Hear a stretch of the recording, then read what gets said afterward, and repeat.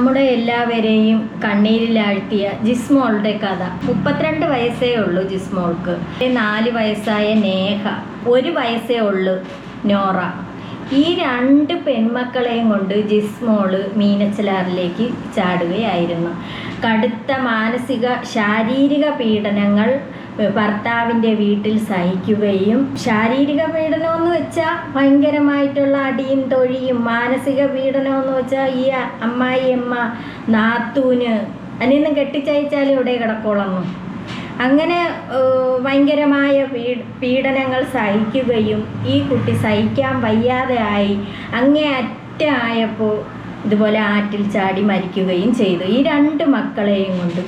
എന്നിട്ട് ഈ പെൺകുട്ടി വിചാരിച്ചില്ല, എന്നെ സ്നേഹിക്കണ ഒരു അച്ഛനുണ്ട്, ഒരു സഹോദരനുണ്ട്, അവർ 3-4 മക്കളാങ്ങണ്ടെയാണ്, എൻ്റെ വേറെ സഹോദരിയുണ്ട്, ഇങ്ങനെയൊക്കെ ഉണ്ടായിരുന്നു. പക്ഷെ അവരൊക്കെ വിദേശത്താണ്, UK-യിലാണ്, അവർക്ക് അവിടെ ജോലിയുണ്ട്, അത്യാവശ്യം ജീവിക്കാൻ നല്ല വകയൊക്കെ ഉള്ള ഒരു കുടുംബമാണ് ഈ ജിസ്മോള കുടുംബം.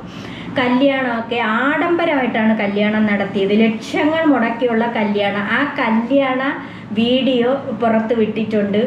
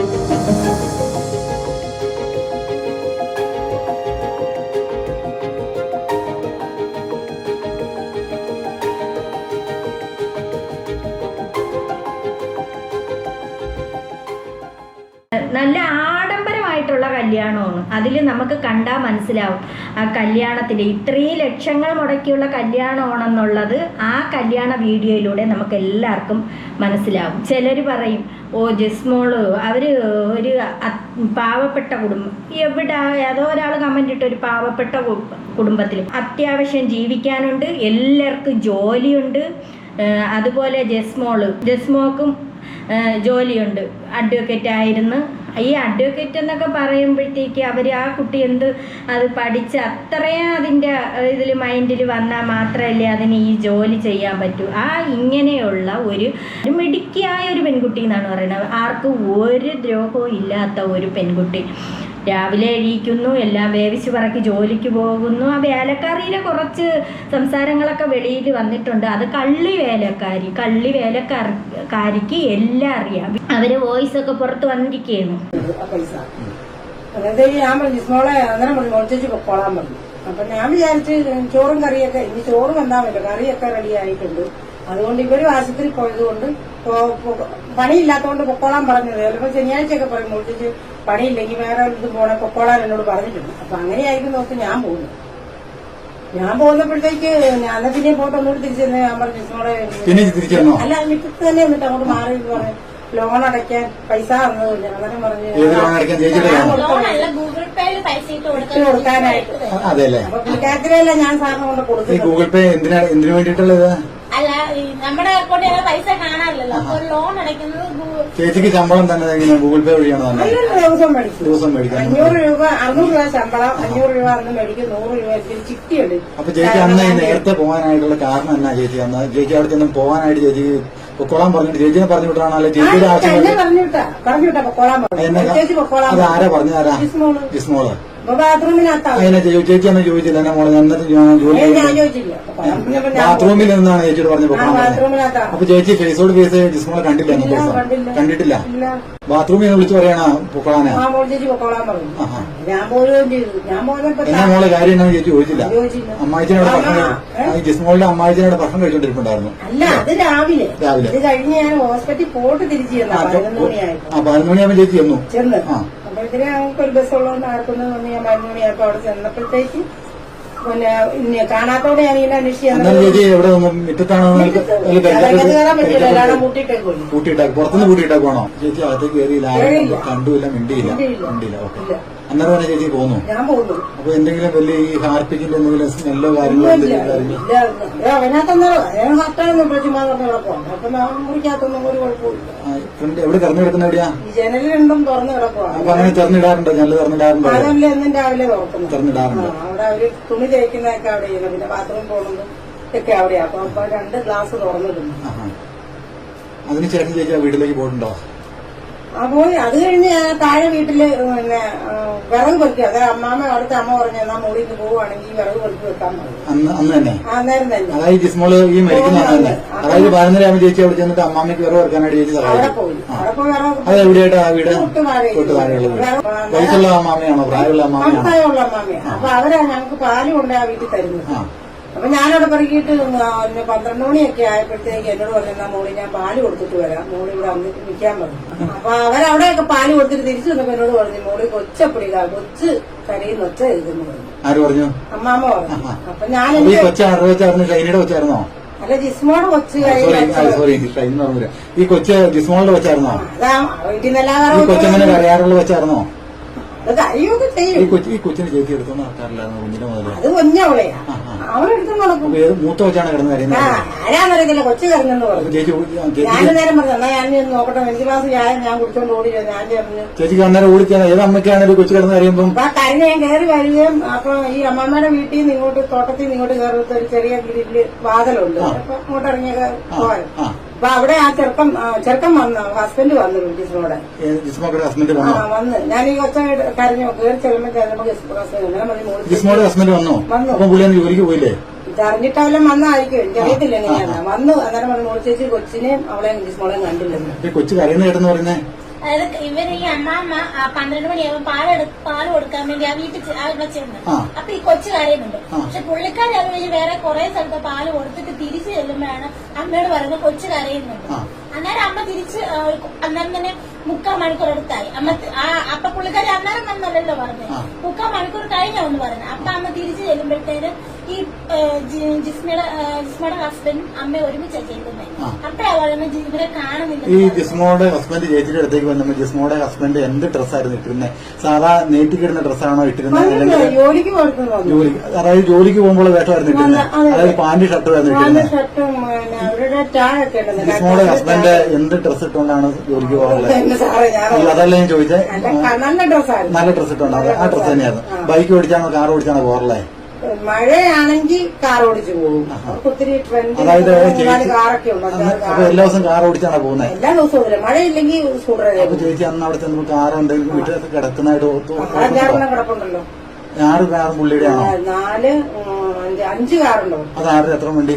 അതൊരു ട്രെൻഡിനും കൊടുക്കാനൊക്കെ ആയിട്ട് മേടിച്ചിട്ട്. അതായത് റെന്റിന് കൊടുക്കാനായിട്ട് റെന്റക്കാരന്റെ പരിപാടി ഉണ്ടോ? അത് ഈയിടെ അടുത്ത ആളില്ല മേടിച്ചത്. അതെയോ? പിള്ളേര് പറയും കൂടുതൽ ഓടിച്ചോണ്ട് നടക്കുന്ന. പക്ഷെ അവര് പറയണതെന്ന് ഒന്നുമില്ല, അങ്ങനെയില്ല ഇങ്ങനെയില്ല, വെറുതെ അതൊക്കെ കള്ളത്തരമെന്ന് പറയണം. അവർക്ക് ഇനി അവിടെ നിൽക്കണം, ഇനി അവർക്ക് ആ വീട്ടിൽ ജോലിക്ക് നിൽക്കണം. അതുകൊണ്ടാണ് അറിയാലോ നോബിയുടെ പ്രശ്നത്തിൽ, ഷൈനിയും നോബിയും തമ്മിലുള്ള പ്രശ്നത്തിൽ അവസാനം ആ വീട്ടിൻ്റെ അയൽവക്കക്കാർ പറഞ്ഞ കാര്യങ്ങൾ പിന്നീട് അവർക്ക് പേടിയായി. ഇവരെക്കുറിച്ച് ഈ നോബിയെക്കുറിച്ചൊക്കെ വേറൊരു രീതിക്കൊക്കെ പറഞ്ഞ അടുത്തുള്ള അവർ തന്നെയാണ് വീണ്ടും അവർ വന്നിരുന്ന് അവർ നല്ലതാണ് അങ്ങനെയാണ്. ഉടനെ തന്നെ വെളിയിലിറങ്ങിയില്ലേ നോബി, കുറച്ച് ദിവസം പിടിച്ചുകൊണ്ടിട്ട് വെളിയിലിറങ്ങി. പഞ്ചായത്ത് പ്രസിഡൻ്റായി ജോലി ചെയ്തുകൊണ്ടിരുന്ന് കുറച്ച് കഴിഞ്ഞപ്പോഴാണ് ജിസ്മോൾക്ക് കല്യാണാലോചന പറഞ്ഞത്. അങ്ങനെ കല്യാണം നടത്തുകയും കഴിക്കണ ആഹാരത്തിന് കണക്ക് പറയുമായിരുന്നു. ഡ്രസ്സ് വാങ്ങിച്ചു കൊടുത്താൽ അതിന് കണക്ക് പറയുന്നു. ഒന്നും കൊടുക്കൂല, 5 പൈസ പോലും കൊടുക്കൂല. ഓരോ ഭർത്താക്കന്മാരെന്തേരിയും ഭാര്യമാർക്ക് ഭർത്താക്കന്മാരുടെയുള്ള വിശ്വാസത്തിൻ്റെ പുറത്ത് അവരുള്ള സ്വർണങ്ങൾ കൊടുക്കും. നമ്മുടെ ഭർത്താവല്ലേ ചോദിക്കുന്നത് എന്ന് വിചാരിച്ചും കൊണ്ട് ഈ ഭാര്യമാരെന്തോന്നെ അവരെ വീട്ടിൽ നിന്നൊക്കെ ഓഹരി തരണേന്ന് നുള്ളിപ്പറക്കി വെച്ച് നുള്ളിപ്പറക്കണ ആ സ്വർണങ്ങളൊക്കെ ചിലപ്പോൾ ഒരു കൂട്ടി വെക്കും. എന്തിനാണ് ഒരു കൂട്ടി വെക്കുന്നത്? അവർക്ക് മക്കളുണ്ടെങ്കിൽ ആ മക്കൾക്ക് കൊടുക്കാൻ വേണ്ടിയിട്ട് ഭാര്യമാർ എത്രയോ പേര് ഒരു കൂട്ടി വെക്കണവരുണ്ട്. ആ സ്വർണങ്ങൾ പോലും അവന്മാർ കുടിച്ചും പെടുത്തും വന്ന് വെണ്ണും പിടിച്ച് അതിന് വേണ്ടിയിട്ട് സഹിച്ച് കിടക്കും. ഭാര്യമാർ സഹിച്ച് കിടക്കണ എത്രയോ ഭാര്യമാരുണ്ട്. അങ്ങനെ കൊടുക്കുകയും വാങ്ങിച്ച് അവർ ചിലപ്പം കഷ്ടപ്പെട്ടായിരിക്കും അവരെ വീട്ടിൽ നിന്ന് ഈ പെൺപിള്ളേരെ പറഞ്ഞയക്കണം. ചിലപ്പോൾ അതിൽ നിന്ന് ചിലപ്പോൾ പെരയിടം വാങ്ങിച്ചിട്ട് ചിലപ്പോൾ അതിൽ നിന്ന് ആദായങ്ങൾ എടുക്കുക അങ്ങനെയൊക്കെ ചെയ്തായിരിക്കും കഴിഞ്ഞു പോകണം. അത് നുള്ളിപ്പറക്കി ഒരു കൂട്ടി വെക്കുന്ന സാധനങ്ങൾ പോലും ഈ കുടിയന്മാരായ ഭർത്താക്കന്മാർ എത്രയോ പേര് ഇങ്ങനെ വാങ്ങിച്ച് എടുത്ത് കൊണ്ടുവന്ന് അവന്മാർ നശിപ്പിക്കുന്നതുണ്ട്. എന്നിട്ട് ഒന്നുമില്ലാത്തവളായിട്ട് അവിടെ കിടന്ന് അടിയും വഴക്കും. അതാണ് ഭർത്താക്കന്മാരോടുള്ള വിശ്വാസത്തിൻ്റെ പുറത്ത് ഈ ഭാര്യമാരെന്തേരിയും ഒരു നുള്ളിപ്പറക്കി അവന്മാർക്ക് കൊടുക്കണ അവസ്ഥയിൽ എത്രയോ പേര് കഴിഞ്ഞു പോകുന്നുണ്ട്. ജിമ്മി എന്ന് പറയണ അവൻ്റെ വീട്ടിൽ ഈ പെൺകുട്ടി മാനസികമായിട്ടും ശാരീരികമായിട്ടും ഒരുപാട് പീഡനങ്ങൾ സഹിച്ച ഒരു പെൺകുട്ടിയാണ്. അത് ഈ പെൺകുട്ടിയുടെ അമ്മയില്ല, അമ്മ മരിച്ചുപോയി, അച്ഛനറിയാം, സഹോദരനറിയാം, പറഞ്ഞിട്ടുണ്ടെന്ന് പറയുന്നു. അവരടുത്തൊക്കെ ഈ തലയൊക്കെ അടിച്ചു പൊട്ടിച്ചിട്ട സമയത്തൊക്കെ ഈ അച്ഛൻ്റെ അടുത്ത് പറഞ്ഞിട്ടുണ്ട് എന്ന് പറഞ്ഞു. ഇത്രയും സഹിച്ച ഒരു പെൺകുട്ടിയെ എന്തുകൊണ്ട് ആ ഒരു വീട്ടിൽ നിർത്തി? ഇവർക്ക് വീട് ഒഴിഞ്ഞു കിടക്കണം, ആ വീട്ടിലോട്ട് താമസിക്കാമല്ലോ. വലിയൊരു വീടാണ് ഒഴിഞ്ഞു കിടക്കണം. അവിടെ ആൾ താമസമില്ല, അടച്ചിട്ടേക്കണം. ആ വീട്ടിലോട്ട് ഈ പെൺകുട്ടിയെ മക്കളെയും കൊണ്ട് താമസിപ്പിച്ചുകൂടെയിരുന്ന വീണ്ടും എന്തിന് ഈ യവൻ്റെ കൂടെ വിട്ടുകൊടുത്ത് യവൻ്റെ വീട്ടിൽ എന്തിന് നിർത്തി? ഈ ജിമ്മി എന്ന് പറയണ ഈ ജിസ്മോളെ ഭർത്താവിൻ്റെ വീട്ടിൽ ആരൊക്കെയായിരുന്നു താമസം? ജിസ്മോള്, 2 മക്കൾ, 2 കൊച്ചു മക്കൾ, പെൺമക്കൾ. ആ മക്കളും അവളെ ഭർത്താവായ ജിമ്മി, അമ്മായിയപ്പനും ഭർത്താവിൻ്റെ അമ്മയും അതുപോലെ സഹോദരിയൊക്കെ കെട്ടിച്ച് പറഞ്ഞു വിട്ടതാണ്. ഇതിനായിട്ട് അവൾ വന്ന് അവിടെ കിടക്കുമായിരുന്നു. ഈ പെൺകുട്ടിയായിട്ട് ഓരോന്ന് പറയാൻ വേണ്ടിയിട്ട് അവിടെ കിടക്കുമായിരുന്നു. അങ്ങനെയൊക്കെ ഒരുപാട് പീഡനങ്ങൾ ഉണ്ടായിട്ടുണ്ട്. അതുപോലെ കുട്ടികൾ തമ്മിൽ ഇപ്പം നാത്തൂൻ്റെ കുട്ടിയെ കൊണ്ടൊക്കെയാണ് വന്ന് കിടക്കണം. അപ്പോഴും അങ്ങനെയൊക്കെ ഉള്ള പ്രശ്നങ്ങളൊക്കെ ഒരുപാട് ഈ കുട്ടി തരണം. അത് മിക്ക ഉള്ളിടത്തും കാണും. അങ്ങനെയൊക്കെ ഉള്ള അത് തട്ടിയും മുട്ടിയും പോകുന്ന കാര്യം. ഇതങ്ങനെയല്ല. യവനാണെങ്കിലും ഭയങ്കര കുത്തുവാക്കുകൾ, അത് മിക്ക ഉള്ളിടത്തും നടക്കുന്ന കുത്തുവാക്ക് തന്നെ ഈ അമ്മമാരൊക്കെ പറയും. അങ്ങനെയൊക്കെ ഉള്ളത് കഴിഞ്ഞു പോയിട്ടുള്ള ഒരുപാട് പെൺകുട്ടികളുണ്ട്. ഈ പെൺകുട്ടി ഇപ്പം ലാസ്റ്റ് ആയപ്പം അത്രയ്ക്ക് സഹിക്ക വയ്യാതായപ്പോൾ ഈ കുട്ടിയെ ഫാനിൽ തൂങ്ങാൻ ശ്രമിച്ച്. അപ്പോഴേ അന്ന് ഒന്നുകിൽ ഈ കുട്ടി മരിക്കണേൻ്റെ അന്ന് അവിടെ പ്രശ്നം നടന്നു, അല്ലെങ്കിൽ തലേ ദിവസം പ്രശ്നം നടന്നു. അച്ഛനും സഹോദരനും കൂടെ UK വന്നിട്ട് മീഡിയയുടെ മുന്നിൽ സംസാരിക്കണമുണ്ട്. ഒന്നുകിൽ അന്ന് ഈ സംഭവം നടന്നു, അല്ലെങ്കിൽ തലേ ദിവസം നടന്നു. എന്തോ അവിടെ പ്രശ്നം നടന്നു.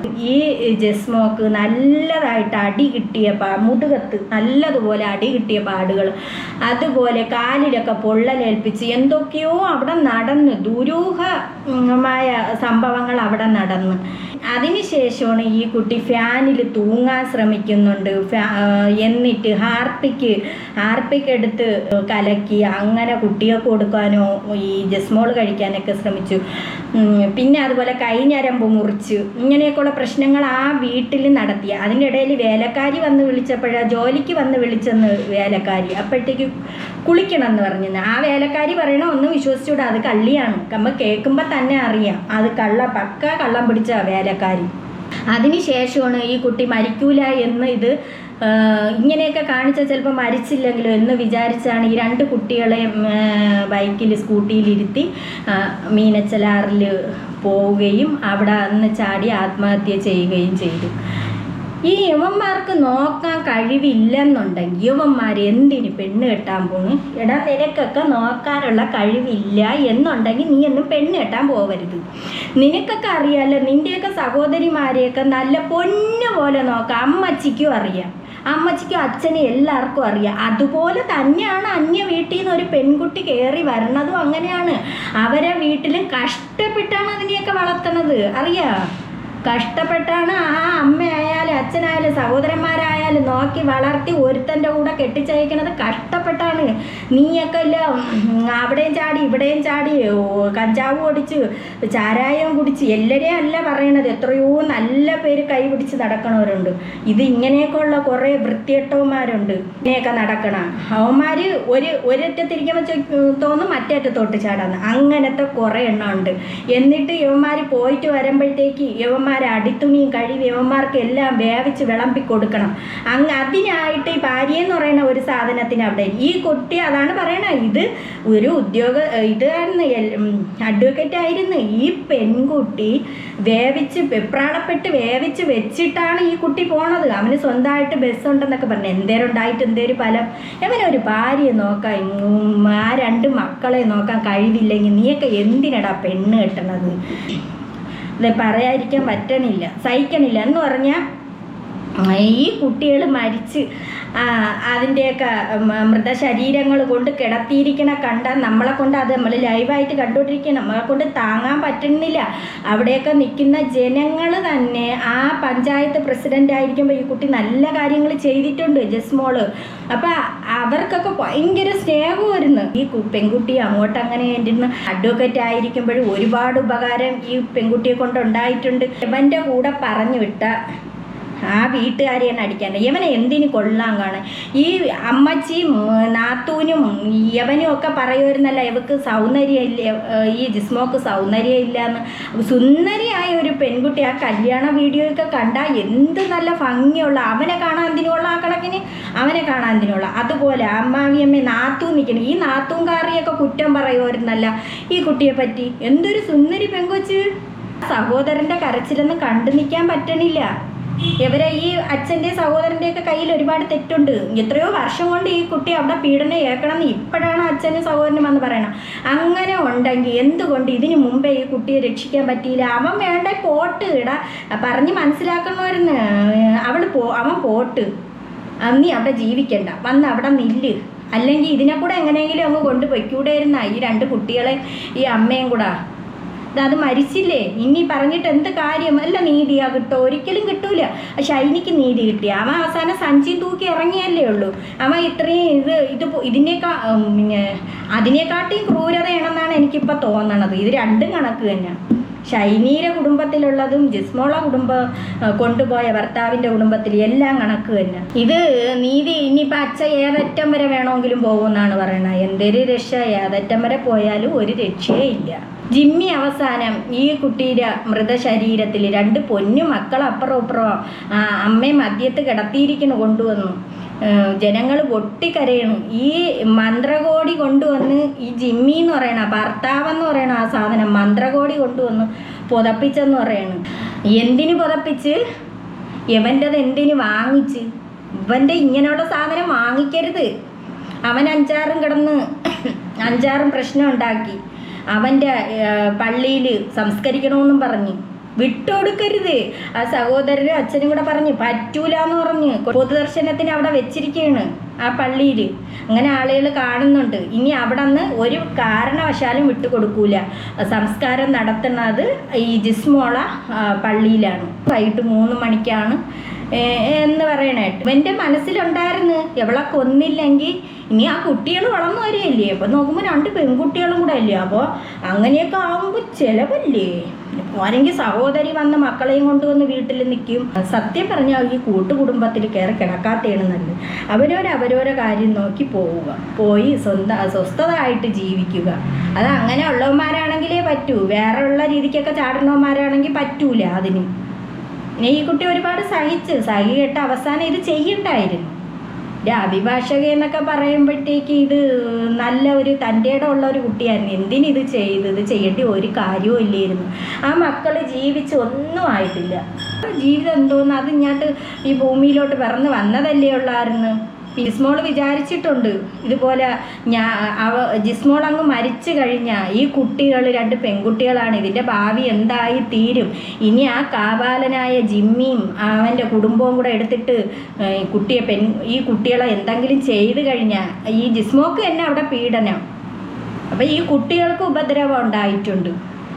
അതുകൊണ്ടായിരിക്കും. ദയവ് ചെയ്ത് പിള്ളേരെ, നിങ്ങൾ എന്തെങ്കിലും പ്രശ്നം ആദ്യമേ ഉണ്ടെന്നുണ്ടെങ്കിൽ നിങ്ങൾക്ക് സ്വന്തം കാലിൽ നിൽക്കാൻ പറ്റുമെന്നുണ്ടെങ്കിൽ അതാണ് പറ്റിയത്.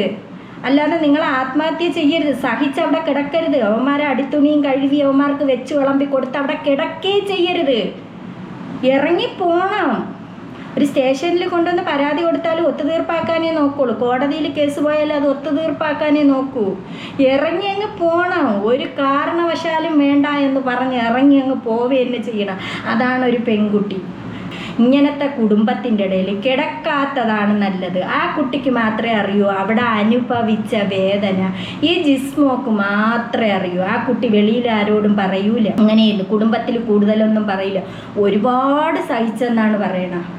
അവനിൽ നിന്ന്, ജിമ്മിയിൽ നിന്ന് സഹിച്ച്, അമ്മായിൽ നിന്ന് സഹിച്ച്, നാത്തൂനെന്ന് പറഞ്ഞ സാധനം പറഞ്ഞു വിട്ടിട്ട് പക്ക അഴുക്ക പെണ്ണുമ്പുള്ള വന്ന് അവിടെ കിടക്കുമായിരുന്നു. അതുകൊണ്ട് നിങ്ങൾ ദയവ് ചെയ്ത് ഇങ്ങനെ എന്തെങ്കിലും സംഭവം ഉണ്ടായിക്കഴിഞ്ഞാൽ ഒന്നുകിൽ നിങ്ങളെ വീട്ടുകാർ നിങ്ങളെ കാര്യങ്ങളൊക്കെ തിരക്കി എടുക്കുകയും ചെയ്യണമെങ്കിൽ വീട്ടിലുള്ളവരടുത്ത് പറയുക, അല്ലെങ്കിൽ വേണ്ടപ്പെട്ട അധികാരികളെ അറിയിക്കുക. അപ്പോഴേ വിട്ടോളണം.